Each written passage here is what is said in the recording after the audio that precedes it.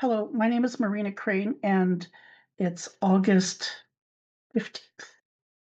Yes, August 15th, 2025. And I have a guest here who's going to be asking me some questions, and I won't say her name for confidentiality, but some of you might recognize her voice. No. Or her laugh. Or her laugh, yes. Okay. Anyway, enough said. So, previous podcast, I was talking about just lateral violence and the whole process of how people are being triggered in the past week when our chief, Roy Whitney, was arrested in a historical two charges. And for me, it's important that I do this video only because of I come from this community and I recently experienced just like three experiences with three different women and it's triggering. The first woman said to me, she says, "You must have got a lot of phone calls yesterday calling you down." And I said, "For what?" She said, "For Roy Whitney." And I'm going, "Why? I don't know that many people. Why would people come and call me down?" That's a trigger. The second one is a lady said, "Did you go to the meeting?" And I said, "What meeting?" "Oh, up at Redwood Meadows. They're having a meeting to try and petition to get Roy out." And I'm going, "No, didn't hear about it." Like, I can't comment on that because nobody invited me. And the third one, another lady who at the time was intoxicated, which I should have known better, but she asked me if I'd gone to a meeting. And I said, "No." I said, "Is this the meeting you're talking about in Bry Creek?" She says, "No, in Pritis." And I'm going, and again, two different people organize these meetings. But I wanted to emphasize that I have no control over how people react to what happened to Roy or the victims. And everybody's speculating. And I've said to them, if you want to know the juice, I said, don't speculate, don't make up theories of conspiracy. I said it's hard enough. It's hard enough to deal with just the repercussions as family members, because like for me, my brother served time, and one of the ladies last night said to me, "Well, your brother shouldn't even be living in Sutina. You should be banished, like Chief Roy Whitney." And I'm going, "No." I said, "No, they have every right to be in Sutina." And I said, at the same time, too, I said, our community, a lot of people are angry and some might just come up and punch him. Like they punched my brother. They punched two of my brothers. My one brother was because the police were asking information about my own sexual assault. Over 6 years, the RCMP didn't inform me or protect my family about the questioning in the community. And at the same time, my brother served his time. And I've talked about it in terms of trafficking, grooming, and just the relationship with Nathan Chasing Horse. And at the same time, too, um, a lot of leadership in my community have been associated with Nathan Chasing Horse. And so in my previous video, I talk about how certain managers were fired because they had confronted the leader, this particular leader, about paying rent for these girls who were minors in the United States. So for me as an elder who's worked my entire life, paid for my education myself, it's a bit disheartening that in order to gain favor with Nathan Chasing Horse, that leadership had to treat his followers nicely. So anytime he wanted to come up and do ceremonies, he was at their beck and call. So anyway, I'm going to open this up for my friend here to ask me questions because I think there's more to what I've been experiencing and dealing with than I myself sometimes forget. hmm Especially when you talk about systemic racism, systemic gendered violence, systemic failures, and systemic policing failures, systemic justice failures, you're one of the few folks who have actually had some like positive outcome when it comes to going through a justice system. So, what would you say to the folks that are like, I don't know what to do? Who do I contact now that I know he's going to be charged at least twice? Like if you are one of his victims or you're a person who knows something that you're like concerned, should I tell the police? What would you say to them? I would say, make sure you have support. Make sure you have family support. I had a group. I created a group support. I had a friend who was a forensic nurse who came, and my mother and my aunt and my cousins, they came, and I told them what I was planning to do.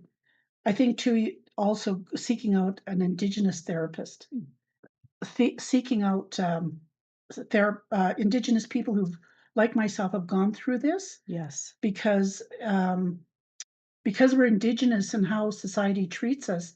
Sometimes therapists will just let you sort of wail and weep and not even know how to stop you, and they just want you to play the role. Mhm. Whereas I think um, one lady said to me, she says, "Marina, you're a good person." Now I'm only saying this because the healing just doesn't end when you take them to court. Even decades later, I still don't feel loved enough, especially when somebody treats me bad or doesn't respect my boundaries Yes. and accuses me of things that I didn't even know they were thinking. Because a lot of times I think people overreact to things, especially when you're triggered. And it's not anybody's fault. I think a lot of Indigenous people either have gone through so much stress.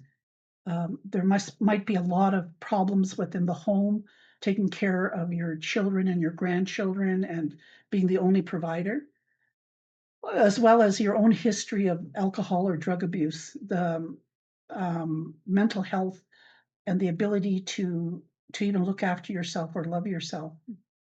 So, like this lady says, Marina, you're a good person. She says, and I say you're a good person, and this other person says you're a good person. And I said, I didn't say to her, yes, I know. She just said, what happened to you was really bad. What this person did to you was mean. And this is even decades after I'd gone through the whole process. But I do think it's a beginning because you have to give it a name. We were talking about giving it a name. And a lot of times when it comes from Indigenous women, we especially older Indigenous women who've been in residential school or maybe fostered or have a disconnection with community and who've been experienced some extreme trauma that just saying words, just a word like penis, sexual assault, rape, those words, um, sometimes people are really, it's really difficult to say. Mhm. But then how do you dismantle systemic racism if you can't say the word or challenge it? And if you can't say the word, then how can you hold space for it? Mhm. And then at the same time, getting the support to hold space is a long process. Yes. Mine took 6 years, and even then too, a lot of people were curious, and the ones who were curious just came along to gawk like vultures in the courtroom, Mhm. and I knew that. I still feel that way when people get triggered, especially when they accuse me of something I don't even know anything about. And I said, if you want to know the juice on the chief, don't speculate, don't create conspiracies. There'll be a preliminary hearing. You have a chance to go and listen. I said, and if he pleads guilty, anything that they brought forward will never be published. I'm going to say this to you and another elder I was just talking to who went to Edmonton to watch these separatists, and that, both you and this other elder show how we are allowed access. We are allowed to witness. We're allowed to go into these courtrooms. We're allowed to sit as witnesses and just watch the proceedings. And I would even argue that is a barrier for a lot of people to understand. So I think, like, let's even start at those baby steps. For Yeah, folks who are really interested, they can actually go and watch this. But then, second of all, really take notes and listen to what is being said. So again, we're not using terminology that doesn't apply, and you are saying something that is very factual. Like, especially if you were somebody who was like media or maybe social media, you have a lot of followers. Like, this would be a really good opportunity for people to take that time and go there, so that way they're using proper terminology and they get to hear whether he pleads guilty or not yeah. guilty. We were discussing that. Do you want to elaborate on that a little more? What will happen if he pleads not guilty as compared to guilty? Okay, so I'll use Nathan Chasenhorse's example in preliminary hearing. Over the past, since he was arrested, they've managed to gather 16 terabytes of information, and that's from all over the United States and Canada, like email, telephone, even gambling records from casinos, everything, bank statements, everything, to the point where they can look at a forensic audit for tax evasion, money laundering, and racketeering. That's information, that's data collected on top of the sexual assault and trafficking and grooming. So they've collected this, and the first one, they threw it out of court. So he's pleading not guilty, and on January 12th, they will have a preliminary hearing. And this is the case for everybody. I did not know this. Doing what I'm doing, I'm learning things. So at the preliminary hearing, his the judges, the lawyers, and everybody will display and show the evidence. There'll be so much evidence saying that this is what makes him guilty, and he will listen. And it's the same thing with Chief Roy Whitney. He will be witness to hear what people have said against him. And at the time, if his lawyers, like as with Nathan Chasing Horse, if his lawyers talk to him and say, look, this is strong evidence, you can plead guilty or not guilty. Now, if Nathan Chasing Horse pleads guilty, and this is why I want to stress it when it comes to Chief Roy Whitney, if they plead guilty, when you bear witness at the preliminary hearing, all that information that you hear, reporters, journalists cannot publish it. Only the people who are witnessing can hear it. If he pleads guilty, they'll be just sentenced. All that information will never be known. So in this case, for Nathan Chasing Horse, for me, in my opinion, it's better for him to plead guilty because there's just so much information. And the fact that it's ongoing, that even if he were found innocent, he would be taken to Montana to face federal charges on their reservation. And if he's found not guilty, he'll be extradited into Canada. And again, if he's found guilty, he'll serve 4 years and then go back to the States. But I want people to understand the process for Nathan Chasing Horse is long. Yeah. He's going to be very old. I think in terms of Canada, I don't know the system. I do know that the maximum is 4 years for assault charge. But that being said, there are two charges. For me, I was they took 6 years of asking people in Sutina without informing my family to even protect them. And like I said, my little brother got his face punched and a message for him to give me to keep quiet. Um, and then over 12 victims who were older than me disclosed to the RCMP, not tribal police. We have tribal police here now. Yeah. Not Okay, in and those days. not in those days. Yeah. And I want to stress that too in terms of what's happening here. But back then in the 70s, or even this happened 30 years ago when it went to court. So it was 20 some odd years before I did the report, and 30 years ago the person served time, was found guilty. But because it wasn't published, and because the RCMP I went through 3 officers, and because when they brought the evidence forward in the preliminary hearing, they had disclosed to me that these women refused to come and support me out of fear, because I think there's a lot of people who work for the nation or work for our tribe that were afraid of their jobs, afraid for their families' jobs. And that, in a sense, is what you call trafficking, when you're fearful of your income, as well as grooming. Like, this is how you're supposed to behave. Thou shalt not. And that to me is grooming. So there are a lot of circumstances why these older women refused to come forward. However, 30 years later, just like with Nathan Chasing Horse, they published and they asked people to come forward. Yeah. And so 16 terabytes of information have come forward against Nathan. And that's what they're doing with Chief Roy Whitney. They're asking people to come forward if they've had any issues with him, if he so much has hurt them. Mhm. And so that's opening the door for people to come forward and support each other. Again, when people are speculating, oh, it's so and so, and I'm going, no, I have no comment. I don't know. Mhm. I don't want to know because the victim needs support. Yep. And confidentiality, if they choose, because they're choosing to be confidential, honor that, respect it. Don't be going around creating conspiracies. Oh, this and that and this person. To me, it's just triggering and creating a lot of uh, tripe. Sure. Yeah.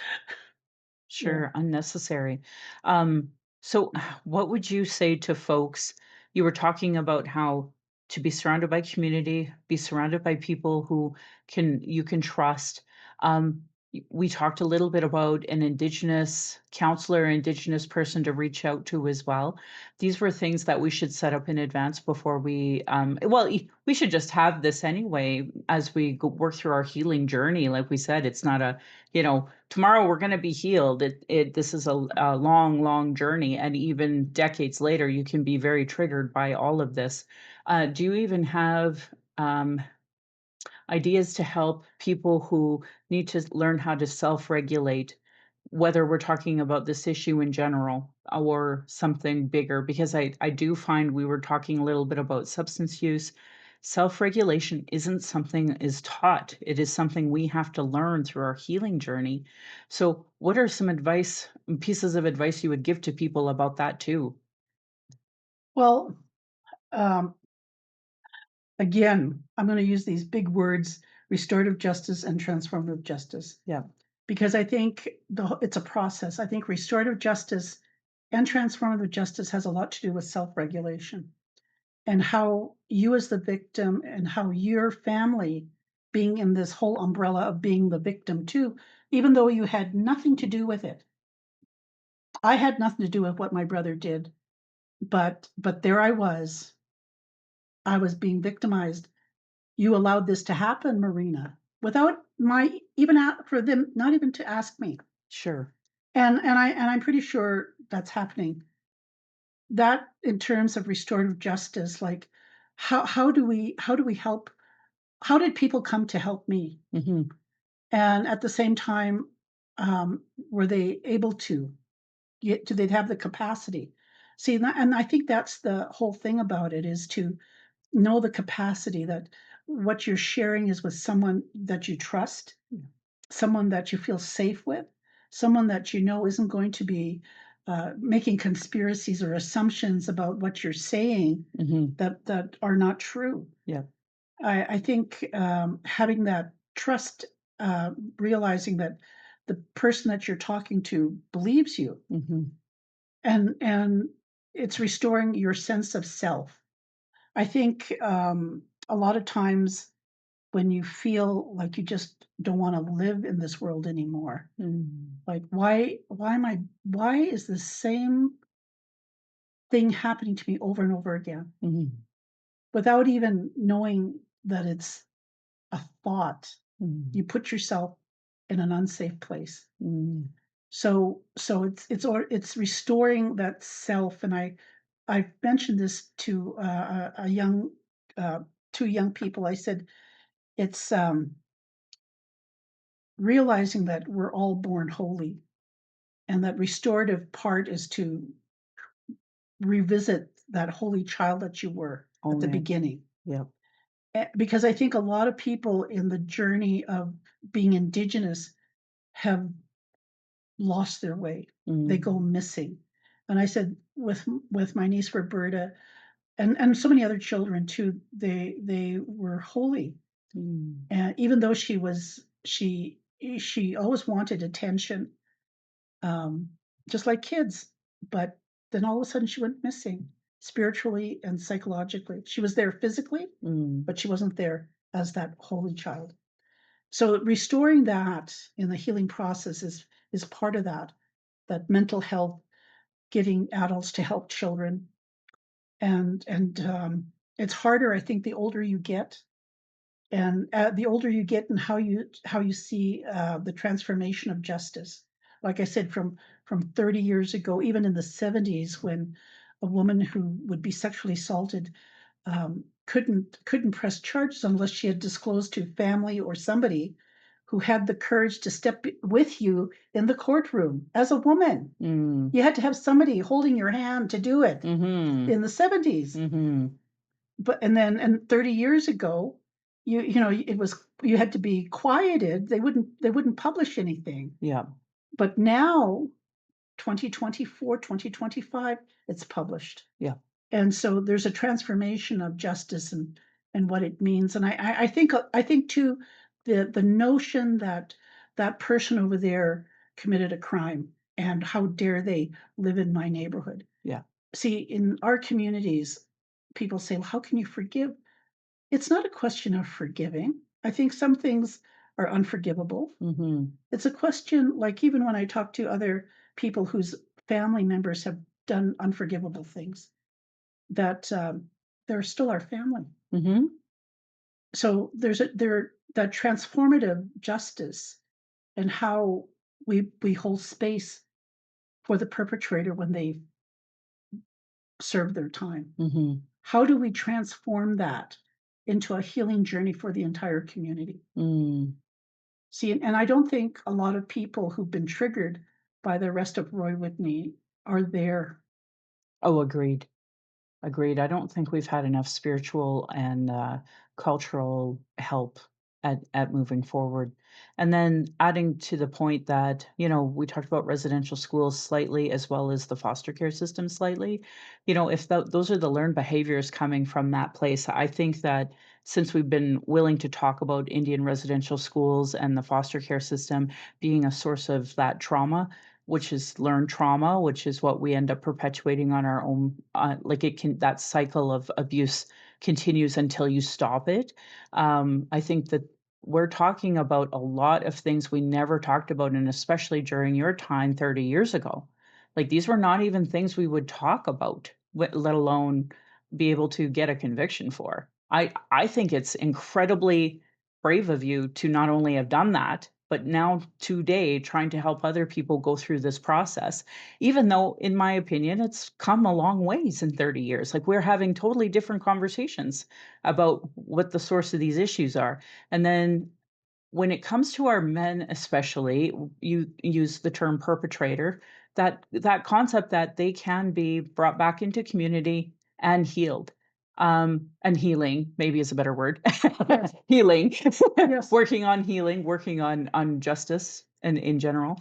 What would you say to folks that are, and I'll just use AA kind of or sobriety as a conversation. Like you would never offer somebody a drink when you know they're on their sobriety or recovery journey. So what would you say to somebody who, doesn't know how to be helpful in this conversation of what do I say to the family of Roy Whitney? What do I say to the victims of Roy Whitney?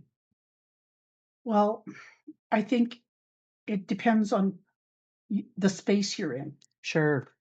The what's the diversity, or the capacity that you have. So a lot of times when, as a woman, I think a lot of times as women, things that we do in society have been frowned upon, Hmm. whereas with men, it's been accepted. Sure. So I use the example of promiscuity. When women are promiscuous, it's frowned upon. And there's so many 70 words in gender psychology that describe women who are promiscuous, like you bitch, like you. Okay, whereas men, it's like, oh, you're such a stud. And yet, as human beings, both sexes, we, in our bodies and our minds and our spirits, we handle trauma, especially as teenagers, Mm, differently. mm, So, and how we act out with our traumas is different for both men and women. So, when I worked at the state hospital, most of the teenage girls would act out by cutting into themselves, uh, defecating, just being not looking after themselves. Boys, they were more physical, like they sodomy, oral sex, they acted out that way, whereas girls, it was more internalized.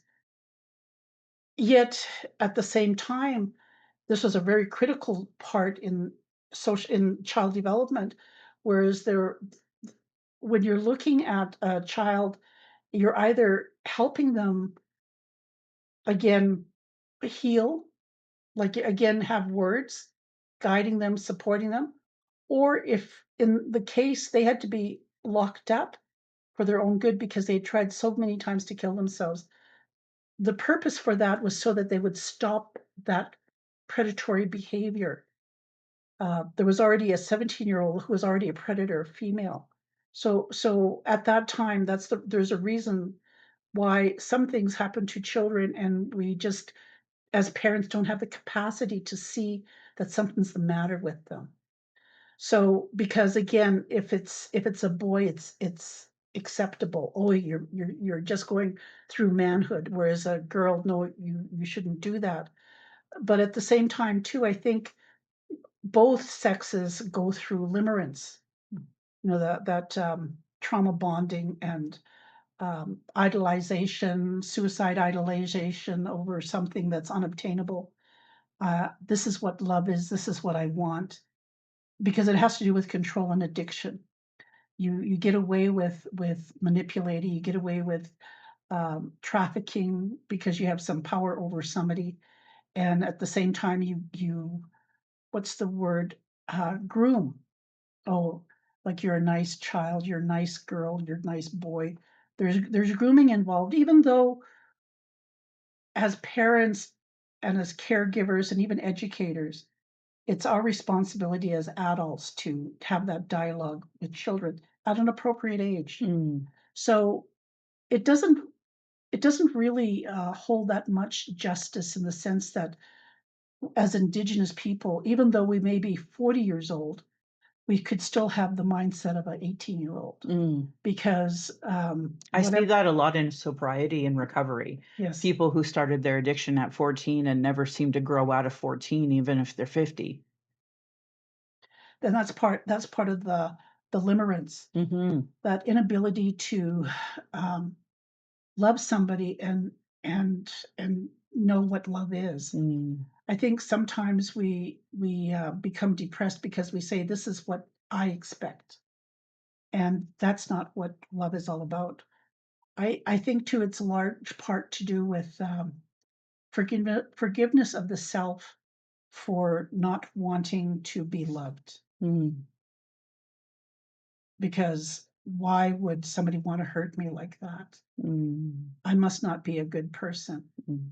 And I think when people um, listen to you and they do not say to you, you're a good person, but they just listen, that's the worst thing you can do. That's the worst thing you can do. For decades, I'd be telling the story to people, women, and they just let me talk.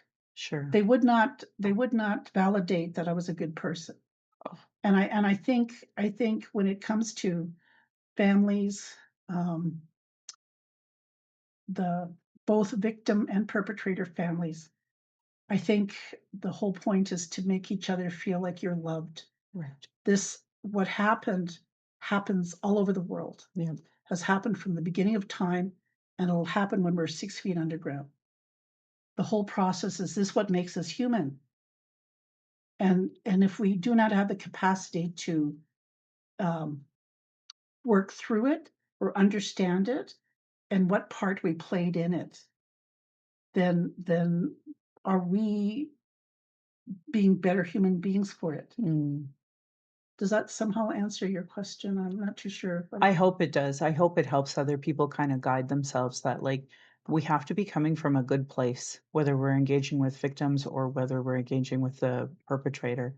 But I think, especially in the colonial world, it's such a punishment, not necessarily caring about a healing journey and, the correction after coming back into community. So, yeah, I think that helps people realize like they have to be understanding that they're coming from a good place, but they have to understand whether or not they're healed enough to be able to engage into this and have the capacity, as you stressed many times.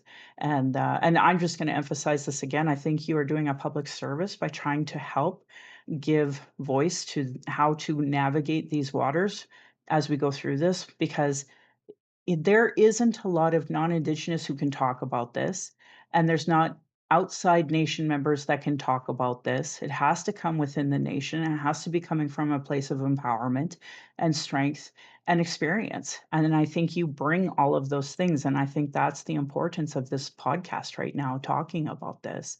Would there be more that you'd like to add to that?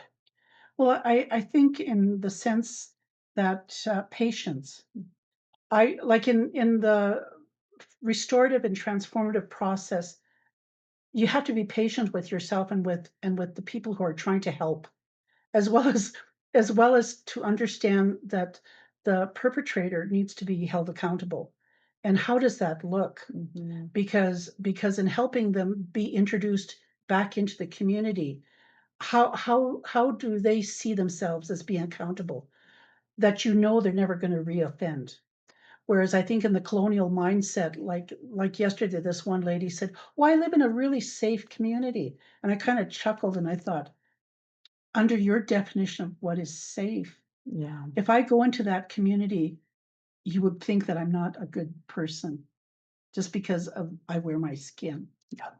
And and so I think a lot of times it's really difficult for non-Indigenous people to understand what it means to say the word, Mhm. whatever, how uncomfortable that word is. And at the same time, understand there's a restorative process happening. I might be talking about trauma and I might trigger you, but that's a process. Now, Mhm. when I leave you, you're in your colonial mindset, someplace in Nana land in some city urban landscape, whereas I'm in Peter Pan and Never Never Land. I have to face Captain Hook and the Lost Boys. you know, I'm maneuvering in here, restoring justice in a really good way Yeah. because there is magic. Yes. There is hope in where I live. And there's historical, like, lineage of this, like, long before there was colonialism, that's exactly what this community was doing before, way, way long ago. Yes, There was our own justice system. So, I absolutely, you're just know. breaking on that, like, continuing that. I know, and the more I think you hear stories, these historical stories. I know in Saskatchewan, I think in the 70s, someplace they published the last Wendigo hunter had died. Wow. And people saying, "Oh, and I'm going, "No." Yeah. I said, "Do you know we had our own way of looking after monsters?" I said, "Don't you think that when people or somebody has been so traumatized that they transform?" Now, in colonial ways of thinking and psychology, it's called multiple personalities. Mhm. But when it gets to the point where somebody is such a danger to themselves and others, not in the sense of like oh, like they themselves do the murder. There are people who are a danger to themselves and others, and we don't even see it until you step back maybe 5, 10 years and you realize, oh my goodness, that's how in danger I was and didn't Mm, know it. But to have the last Wendigo hunter knowing that your family was safe because if there was a monster, he would go and kill that monster. mm, And you see some of that too, I think, in like Los Angeles and East LA with the Hispanics. When there's a sexual assault, the police don't even, like, I think in some places they don't even bother to go in because they'll find the perpetrator dead the next day. I'm not saying that that's, like to take justice in your own hands that way, but I do believe that there was a process. And I do believe that this whole notion of what it is to be indigenous in a spiritual sense had to come from the elders, mhm. like who and what we became. I know I'm changing the topic a little bit, but it has to do with spirituality and how people read each other. Mm. So when we talk about limerence, it's like magic. If somebody sees this good-looking man walk by, and this woman goes, "Oh," or a man sees a good-looking woman, and they walk by and go, "Oh," and it's just this limerence. Okay, it's this limerence, and you're going, "Why did I feel that way?" Because you're a human being. Okay, but I know I'm digressing a bit, but I wanna say that's normal. And when we have two, okay, we're looking at justice balance, we'll use colonial way. On one scale, we have earth language. Another scale, we have read language. Now, I was listening to the Sue on YouTube, and he says, read language, I thought it was all academic. He says, but it isn't. And I explained this to some young men as soon as I met them. I said, oh, you're Stony and you're Cree and you're Blackfoot. They looked at me and I said, because I can read you. Okay. Read language. I'm reading the person's energy and just the way they hold themselves or express themselves. I already can read it. Whereas earth language is more dealing with telekinesis, premonitions, clairvoyance. Mm. And the thing about it is that it's imagine yourself in the center. I think in a lot of the Eastern philosophy, they call it like in Buddhism or other spiritual realms, where you're always the center of the universe. So imagine yourself in the center, and like the planetary center, and around you is revolving, and in this revolving is like you see read language. You're using your read language. You're using your earth language, interpreting people. So when you come into my home, I'm using all the skills that I have, and those are both read language and earth language. Mm. Every human being has this, but in colonial mindset, they took it away from our ancestors. Mm. So that when the Sioux did ceremonies like the Wawipi, they had a elder, either male or female elder, to oversee because they're the ones who are teaching life skills. This is what a role of a woman is, a healthy woman, a healthy man. So when they come into the Wawipi ceremony, they're all like, oh, oh, the limerence comes in. Yeah. Okay, but it was overseen by elders who knew you're related to this person, you're related to this person. This is what you're seeing. You use your read language, use your earth language to understand in order for you to be happy, you have to have this balance. And it was the elder. And usually, I know women, indigenous women are the only ones who go through menopause.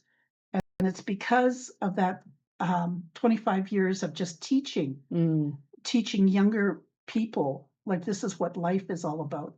That's what the Wawipi is all about. You get young people coming in, and you have older people who are overseeing these people that come into ceremony, and in the heat of it, in the darkness of it, when earth language comes in, you've already had that ability to the read language because you know everybody within that room who's related, Yeah. and you trust the person who's conducting the ceremony for the community, because when they leave the ceremony, if you're coming as a couple that are already partners and have had children, when you leave and you go home after a weepy, you're going to have sex. Mm. And so the elders that are holding the weepy ceremony know this, and they are letting people, young people know you're going through rite of passage. Yeah. This isn't something abnormal. This is something that is innate and it's embedded in our DNA. And for I think colonial mindset to say that thou shalt not believe in clairvoyance, telepathy, it's all witches, and no wonder why people gravitate to want to be indigenous. But again, Well, and especially when you're born with it, and I think about how many times I bumped into a ghost and like that's not. And I was literally raised not agnostic, atheist. So you can tell a person don't, but you can't stop it. It's just either there with some people or it's not. Yes, and like for me, I ignored it. I ignored it, and then when I think a lot of part of what I do is because in my rite of passage, I howled at the moon with my relatives. I buried all of them except for the one sister. And there was always like, I don't believe it. I don't believe it. And then we experienced these things and I'm going, "Oh my goodness, this happened? Why did it happen?" And so the whole question, like one of my friends, um, she's coming to the Treaty 7 Elders Conference, and she said, "Marina, there are some things like my grandmother taught me." So in colonial mindset, when they say good or evil, Mm, I always say, no, there's no such thing. And she says, because we're taught that. If we so much as talk bad, mhm. we're inviting it. We were raised that way. You don't do that. And yet, because I grew up like two-eyed with going into the city and coming back, I was rebellious and I said, I don't believe this. But when I got hit with the reality of like I had no control over creator's will, Right? there was a lesson I had to learn and be humbled by it. And rightfully so.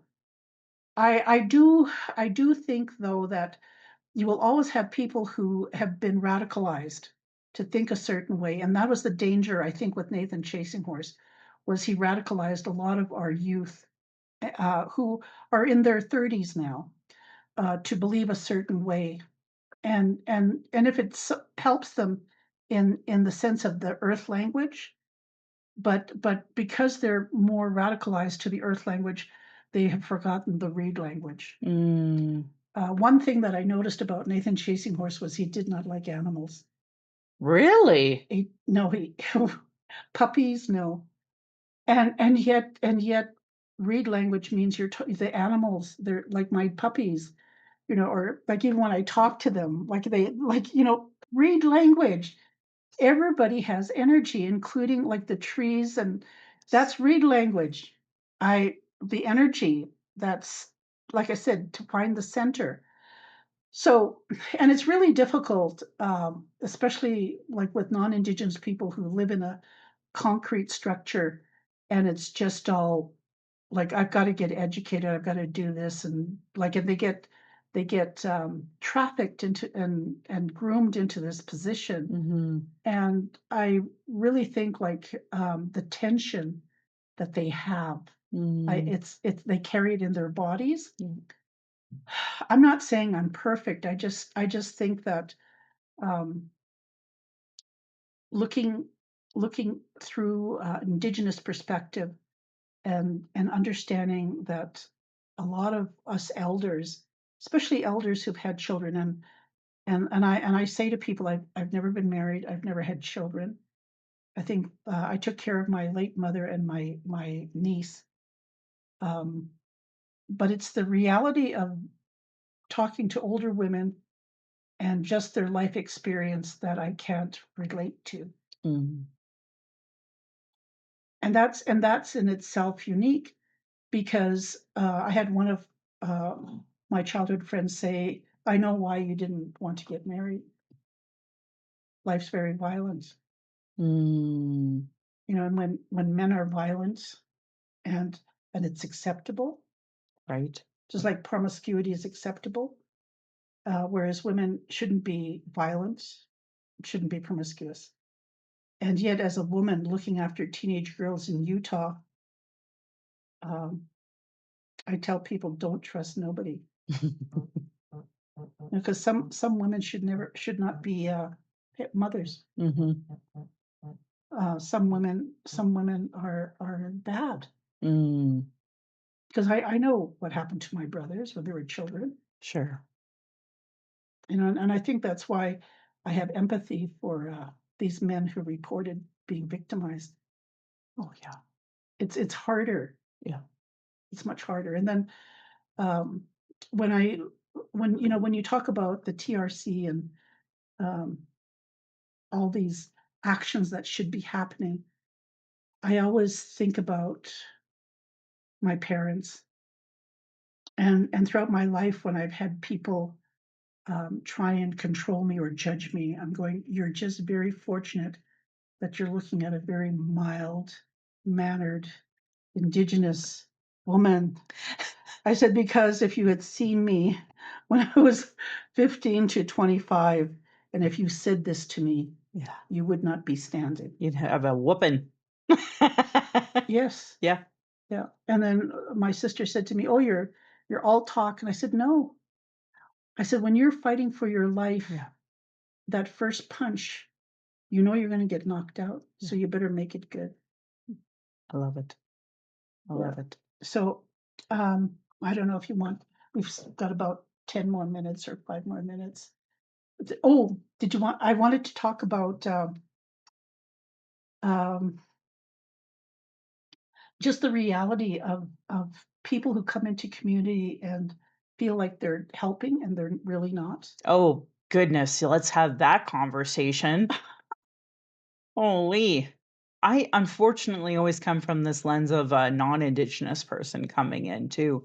But like for example, especially on this case specific, whether it's Nathan or whether it's Roy, we're talking about non-nation members, even indigenous ones that may mean well. One, we don't know how colonized they are. Two, we don't know if they're looking down because they're coming from a different nation where we all believe we're the best nation. Yes. No nation doesn't believe they're the best nation, right? You see it doesn't even in white world, like they, you can't tell a Scot and an Irish and an English person, they're all have their own pride. So, yeah, do you want to elaborate a little more about how problematic you found outsiders coming in and regaling you in their wisdom? Well, again, my naivete, because again, I did not understand this as an elder woman, and I'm saying this to all women. Listen up. You cannot trust a man. I think, and this is the wisdom here. If you're ever going, like for me, as naive as I was, and I thought I was really educated, like talk about egocentricity here. For over 30 years, like I would gravitate to people who worked in social work because I never wanted to be a social worker or a therapist, but I sure as hell had some good discussions with therapists and psychologists and you name it, trying to help again, like, okay, Marina's gonna help navigate us outsiders to come into Sutina. I don't do that anymore. Yeah. Um, for good reason. I mean, I had a acquaintance, male that I knew for 30 years. And um, and his claim to fame was that he was a therapist to most of the leadership in Treaty 7. Now, understand this, this particular forensic psychologist has top level security clearance, not only in Canada, but even when he travels internationally, like to Israel, top level security clearance where he could go into, you know, the dome in Israel. Jeez. Okay, like he has top level security clearance, and he'd come, we'd have conversations, and um, with I think about 2 years ago, he was having. I didn't know this, but him and his wife for 35 years separated. Again, um, it was sort of like a need to know basis of what he would information he would give me, and he would always make comments about the chief. Chief Roy Whitney. He'd say, "I don't like him. It's because of him that he's allowed Nathan Chasing Horse to come into Sutina." And he never would explain himself. And I thought, what is he talking about? Because I know like Chief Sanford, Big Plume, and Chief Lee Crowchild, I know they had issues with Nathan Chasing Horse, and I think under Chief Sanford, Big Plume, he was banished, and Chief Lee Crowchild was interviewed by the Fifth Estate. So so when this forensic psychologist told me he had issues with Roy, I didn't know that he had been his therapist. Now I'm relaying this because I trusted him. I didn't see him as an opportunist until the Sutuna Tribal Police came. to my home. And the reason I invited this forensic psychologist is because he was instrumental in diagnosing Roberta as being a danger to herself and others. And in my previous podcast, I explained how dangerous she was. Mm-hmm. Like, and this is after hindsight, stepping back over 10 years and seeing the actual truth behind it. Yeah. That as a holy child, she became this monster. Wow. And like, so when he I had him come because when the tribal police came on, because Roberta and my nieces and nephews weren't under child and family. Yeah. Prior to that, they were with my other siblings. So if they had any issues, they would go through child and family. I didn't have that support. I didn't have anybody to help me in case Roberta made issue. Mm. So that's why this forensic psychologist came in, so that if I needed any backup in somebody supporting me, because my family wasn't supporting me, nor was my community or other people. Mm. Whereas if it was under child and family, then child and family comes in as if it's that extra family. Yeah. Okay, so that's my key reason why I invited him when the tribal police came. So they came and they apologized for screwing up my initial complaint to them when I disclosed what Roberta had told me about Nathan Sure. in the fall, and that my brother had been arrested in September, and that uh, there was issue with Nathan because he had been he hadn't been into Canada since the spring. Mm. So there was like 3 or 4 months that went by, but at the same time, in those 3 or 4 months, he was recruiting people from the community, especially teenage girls. And so the tribal police, apologized. They said the person who was involved in the case, I didn't even know there was such a person, is no longer working for tribal police. Mm. And so the forensic psychologist disclosed to the tribal police, and I'm sitting here in this room, Mm-hmm. this very room we're talking to. They were sitting there, the two constable females. And the one female was instrumental in doing a lot of PR for Nathan Chasing Horse's arrest in Sutina. Mm. So he says to her that uh, the chief had been arrested in Ontario. Mm. I didn't ask him. I didn't ask him nothing. But he was an opportunist, and he took it upon himself to say this to these two constables. So I'm listening to this for the first time, because all it ever was for the past 5 years was hinting that it was Roy's fault that Nathan stayed so long in Sutina. Then he goes on to say that he had been, that because of his top level security, that the chief and another band counselor had been arrested in Ontario in a underground porn theater theatrical thing where they were busted. I think it's like, when I hear about that, I always think about the Roaring Twenties and speakeasies and people coming in and raiding. But For sure. but that's what he disclosed to the tribal police, and he never, like, again, I'm not a person of privilege. There's no reason for him to disclose this to me in the past 5 years, but there was an opportunity when the tribal police were here that he said these things. And so after they left, I thought, if he's able to disclose this about his former clients, then what else has he been talking, especially about me, Right. to other people? Well, how much confidentiality really was there? Exactly. And at the point of what information um, was he writing about me Mm-hmm. and other leadership in the Treaty 7 area? Yeah. So when it came to him wanting to be part of this whole thing with Nathan Chasing Horse, I told people he never met Nathan. Yeah. The only context he had was with Berta, to validate that she was a danger to herself and others. Jeez. He wasn't their therapist. He wasn't any of my niece or nephew's therapist at all. Yeah. And I had made sure I set that up for them too. Mm-hmm. But it was just visitation rights. Visitation rights because they weren't under child and family anymore. Right. Because I had to get a restraining order too. Like I Yeah. said, the danger was real. Mm-hmm. And so even when I talk about um, this acquaintance, and he'd say, "Well, are you okay? You're not in danger?" And I thought, now that all this has happened, I think I have a LinkedIn report, and I noticed, like, the chief had been on my LinkedIn Yeah. seeing what I was writing about, and I thought, "Well, where did he get that from? Mm. Like, who is he associated with the tribal police and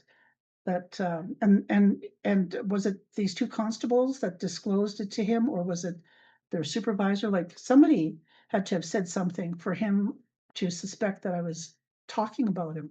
Yeah. And again, I wasn't his therapist. I'm not his therapist. I was just bearing witness to the tribal police in an apology for the way they handled mishandled my disclosure of Nathan Chasing Horse in the beginning. Yeah. Jeez. Did you find, so let's address that opportunistic person. Like, what would you say to other outsiders that think they're gonna come help us as Indigenous people and then help you as a Tsuut'ina Nation member?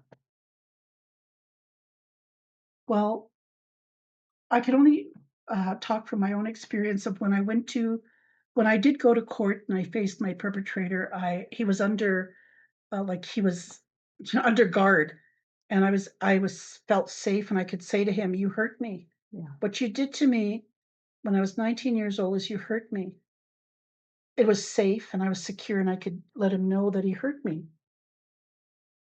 Um, but I did it for my own healing. I also did it so that people, if they wanted to know what it was like and what I went through, I did it for my community. Good. And I think a lot of times in our ceremonies, especially when we're uh, grieving, we have 1 year ceremony for people that have left. Mhm. We do a lot of giveaway, and so we walk this earth representing them and what they gave of themselves. Mm. So the whole point of having being an indigenous community is to do things of service and not be opportunistic or opportunist. And Yeah. um, my father, late father, would say, "You only have one person that's going to judge you." Yeah. And my mother says, "You've got to love yourself first." Mm. So a lot of times when people feel like they're not loved, do something for other people. Yeah. Those are what therapists and colonial mind thinkers think, Mm. that we're doing it for money. Yeah. But that's not what it is to be indigenous, or being trying to be the center and balance the earth language and the reed language. Oh, it's wonderful. It's a wonderful note to leave off. Is there anything else you'd like to add, though? Well, just to be mindful that I'm doing this podcast not to cast judgment on anybody from Sutina, Sure. and at the same time too, um, even Nathan Chasing Horse's victims.